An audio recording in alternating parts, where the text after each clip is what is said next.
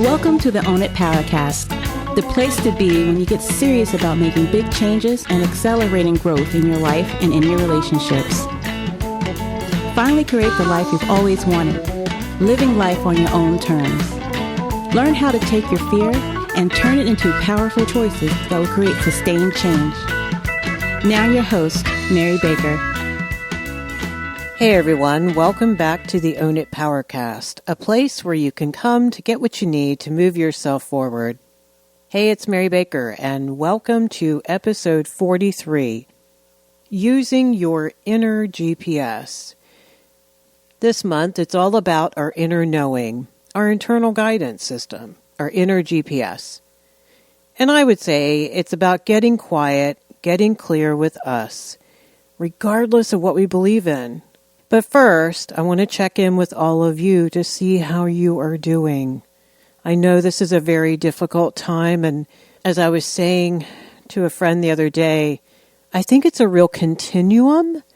Some of us are inconvenienced. We're working from home. We're waiting to find out when we can buy toilet paper again. In the middle where we are struggling, some of us are really struggling financially. Some of us have been laid off. We've been furloughed. We're running out of money. And at the other end are the people in ICU on ventilators or the people losing loved ones. And those people on the front lines, thank you for what you do. And everyone else delivering groceries and working in grocery stores and in other places where they are constantly exposed. You are heroes. It's almost as if this is the great reset, the great equalizer where things change. I've noticed more people spending time with their kids, more people outside with their kids, more people getting exercise, not driving. I mean, look at the cleaner air that we're experiencing. There are some very awful things going on with this COVID, and there's also what I keep hearing are silver linings. So I try to keep looking for the good things about this and looking for the helpers and trying to be a helper. And it's just amazing to me to see the wonderful good things that people are doing, what they're donating, what they're creating for others, what they're doing for others. May this experience bring out the best in us. Okay, so in this episode, I think it's really good to get a little deeper about what is your internal guidance system.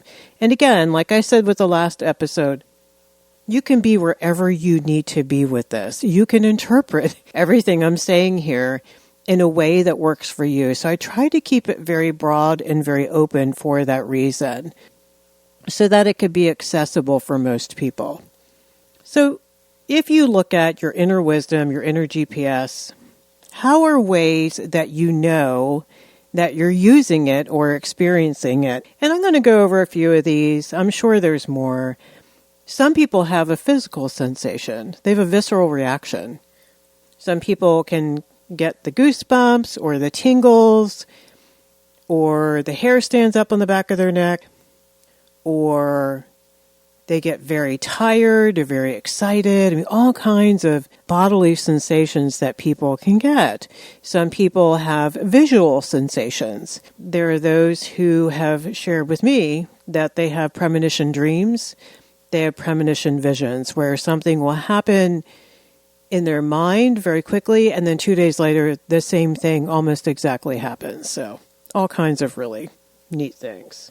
There's the gut. The gut is what we usually speak to when we talk about intuition or inner knowing, gut feelings. You know, like something feels so right or so wrong, a foreboding, maybe a fear that kicks in, or I don't think that's the right way to go kind of feeling. Okay, so there are physical reactions that people can have. It is said that there are other ways for us to know that we're being guided. One of them is called synchronicity. And how that's interpreted is meaningful coincidences that happen. And meaningful ones because they matter to you, they resonate with you. And so And I've put the links in the show notes for you. But on a website I found, they said, often the universe sends us signs in the form of synchronicity. When we are on the right path, little coincidences occur often. We may receive a call from someone we were thinking of, or the exact information we need to make an informed decision. We may ask the universe for guidance and receive it in the form of intelligence from a friend, or just the right book falling into our hands. When these things happen, you know you are receiving divine guidance and that you are on the right path in life. The article goes on to say, conversely, when everything seems a struggle and things always seem to go wrong, the universe is asking you to look at your life and make adjustments. Struggle rarely gets us where we want to be. In this case, it is best to take a step back, breathe, and think about the direction of our lives. Ask the universe for further guidance and see what comes up.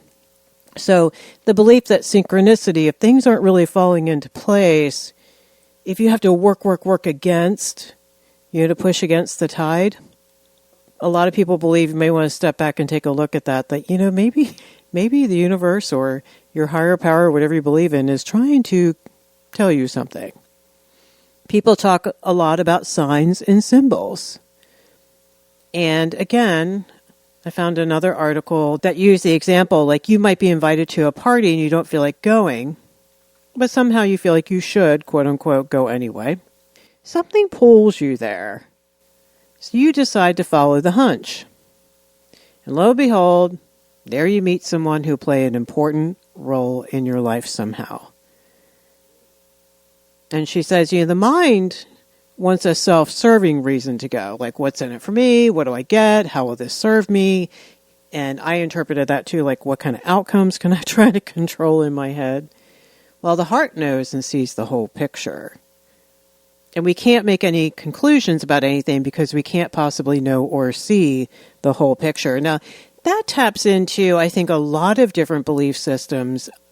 Those who believe in a higher power or God or Allah, the idea, the paradigm, I guess, is that we don't have all the answers and we're not supposed to, which is why we need a higher being.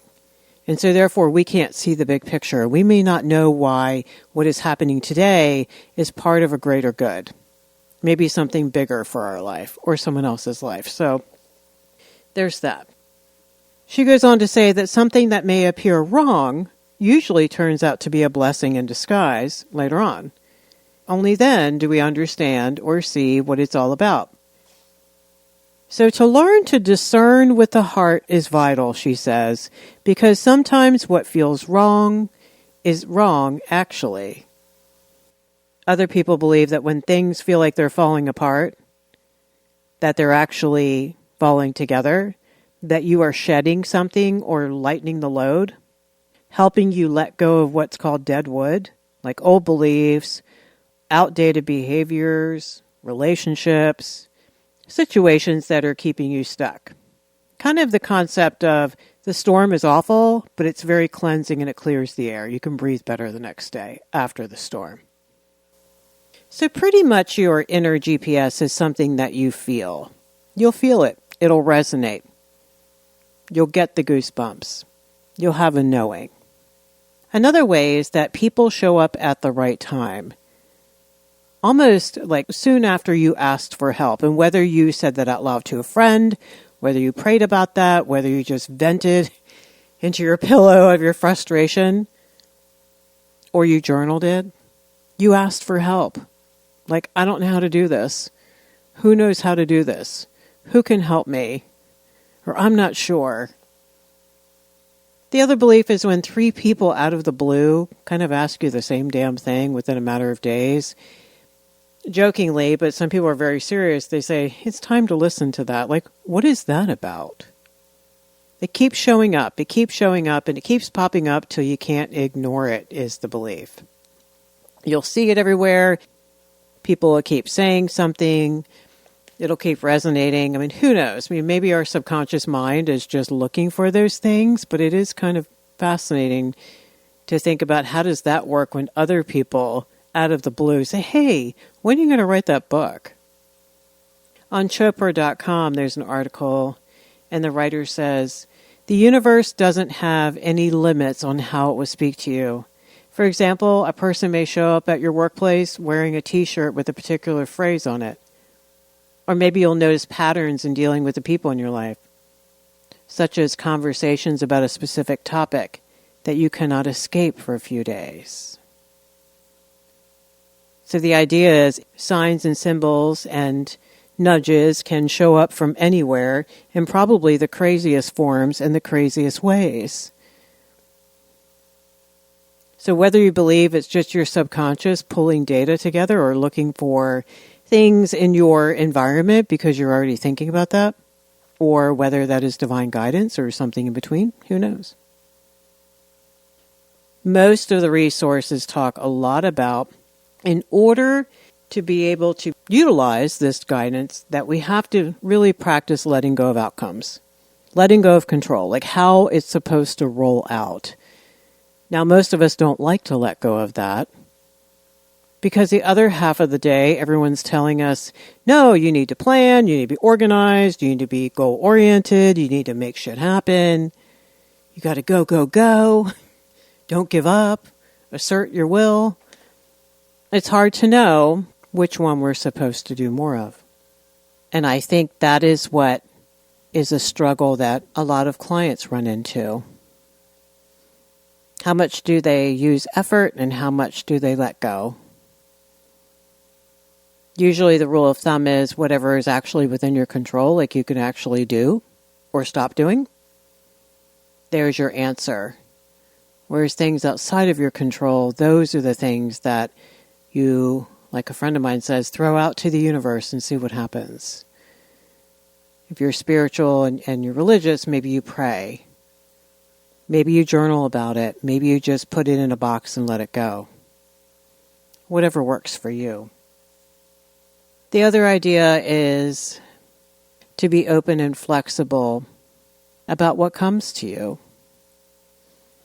And again, that can be difficult. Maybe we have a plan of how we'd like things to be, and letting that go can be challenging because we're told to not give up on our dreams. I think being flexible means maybe there's more than one path to get there. Maybe there are some detours that we need to take to get there, and we don't see the purpose or the need for those detours until we get to the end and we look back and we say, oh, that's why I had to take that detour. I had to learn something. I had to figure something else out. I had to work through something that was actually an obstacle holding me back, and I didn't realize it.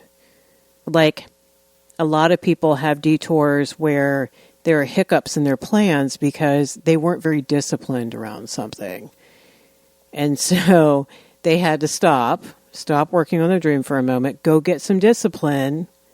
But then down the road, they see how that served them so much, and they didn't even realize that that was going to be a variable.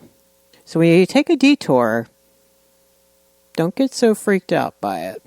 As long as these are not detours where we are self-sabotaging, the detours usually have a purpose.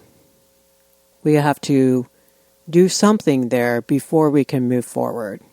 If you look at any great movie, any epic journey that I often talk about, there are detours. There's stuff that happens that comes up that kind of delays their trip to Oz, right? But in hindsight, they can see the meaning, the gratitude that they actually took that detour because maybe they found an important person or a strength that they needed for later. A passage from one of my favorite books I've had forever called Until Today by Ilana Van Zandt. A daily devotion for spiritual growth and peace of mind. She says, on May 9th, I am now receptive to the idea that everything I am seeking is on its way to me. When you least expect it, she says, the very thing you want, the thing you have been praying for with all your heart, is going to come to you from nowhere. Nowhere is a spiritual location that leads to now here. So if you break down the word nowhere, it is now here. The thing you have wanted for so long is going to drop into your life without you having done or having to do anything. In fact, it will probably show up on the very day you did not pray, the day you did not work yourself into a frenzy trying to make something happen. In fact, it'll probably slip into your life so quietly, with such grace and ease, you may not believe it at first. In fact, you might be a little frightened.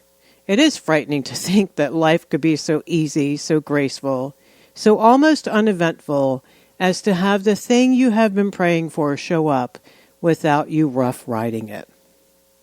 Again, I think what she's speaking to there is put it out there, then let go. And trust.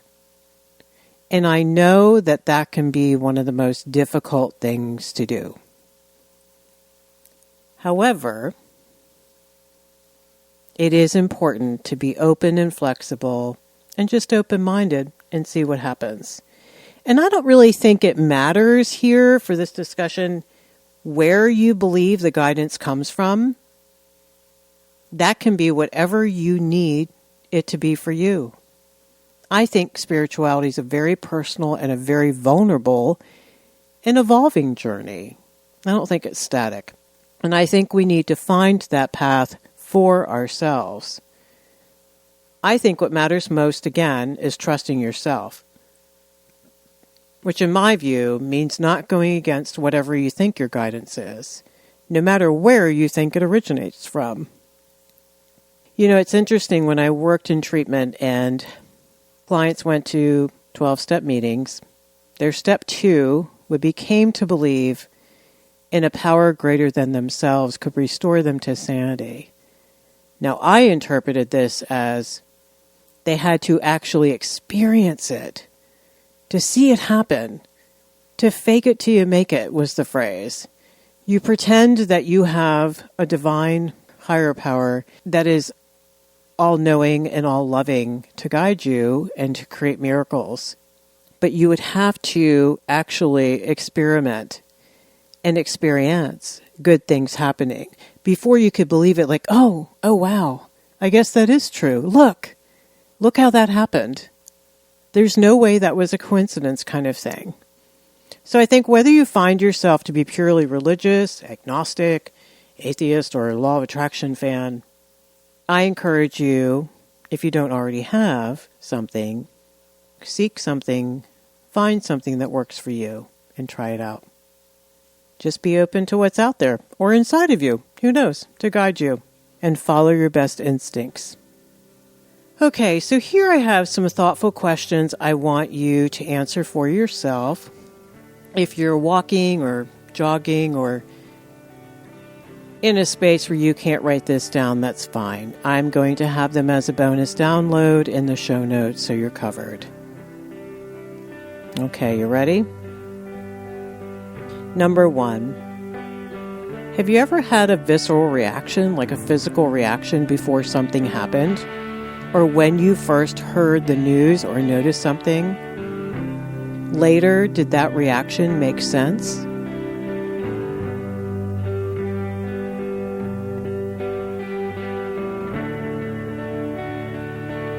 Number 2, when you look back over your life, do you see coincidences or divine guidance that simply had no other explanation, like a miracle type of experience that has no logical explanation?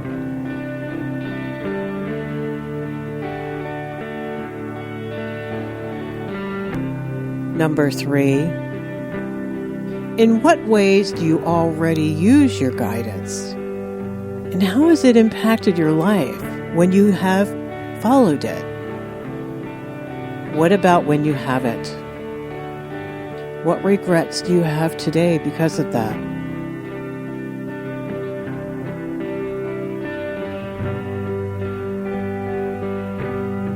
Number 4, what do you still wonder or wish you believed in, and why?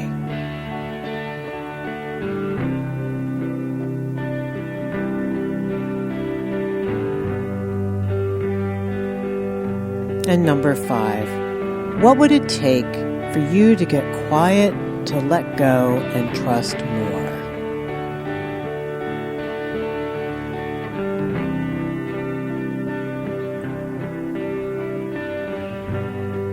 Okay, so again, just some thought-provoking questions to kind of think about. I encourage you, when you have time, to journal some of this out for yourself. See what you find out. So today we talked a little bit more about finding and using your internal GPS. And I think it's all about being open-minded. It's all about letting go, trusting, and sometimes just experimenting. And whether you believe in the power of suggestion, all the way to pure faith and anything in between, I encourage you to be open and at least get quiet and see what comes for you. Because again, I really think this increases our self-trust and we feel more grounded and calmer. And these days, we need that more than anything, especially because there's so much fear right now that we can lose who we are and be so externalized in that fear. And that fear is real. And it's good fear that gets us off our ass to do things like quarantine and protect ourselves. But we can also be taken outside of ourselves in too much fear. Fear over stuff we have no control over. So I think it's a great time to get grounded either way. Whether you use prayer or meditation or a walk or journaling, whatever you want to do. Well, thank you for being here with me today, and I hope you and your loved ones stay well. If you're already a subscriber and signed up for the Tribe News, you will get your newsletter today with the bonus download with the thoughtful questions. If not, just go to ownitpowercast.com, go over to the show notes and sign up. It's that easy, and you'll get that every Tuesday. All right, so take good care of you, pay it forward, and I'll see you next time.